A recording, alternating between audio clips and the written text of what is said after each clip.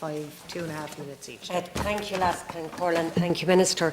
Minister, I suppose there was a time when many Irish people would consider a European Council meeting as being largely irrelevant to their lives. But in the last 5 years, with Brexit and now the war in Ukraine, I think people recognise that decisions taken at a European Council impact significantly on their lives. I think up to that, most Irish people were benignly supportive of the EU and thinking in terms of CAP and European funds, etc. But in the last 5 years, there's a greater recognition of the role of the EU in global affairs, whether it's the war in Ukraine, whether it's reining in the tech companies or tax justice or energy or security, food security, because those issues are now top priority for everybody.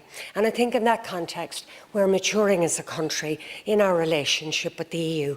And that's a good thing, because we can then look at the realities, the benefits and the challenges of EU membership. And I also think it helps to prevent misinformation spreading about EU policy, where too many times I've heard politicians take a specific issue and twist it into something unrecognisable just for their own narrow political purposes. The EU makes lots of mistakes. It gets stuff wrong. But there is a greater sense, I think, that this is now our community and that it will help us to navigate a number of global threats. And speaking of global threats, obviously, food and energy security top the list.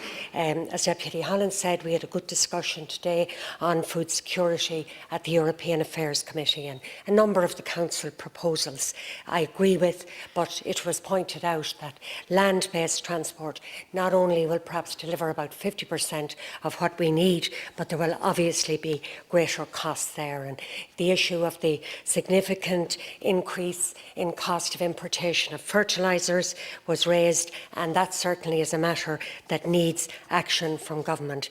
Everybody is worried about energy security and the cost of energy, and I would re-echo the words of many of my colleagues here today. People need to see a bit of certainty about that for the next few months, and crucially, Minister, businesses need to see certainty about the cost of doing business and the cost of energy to do business.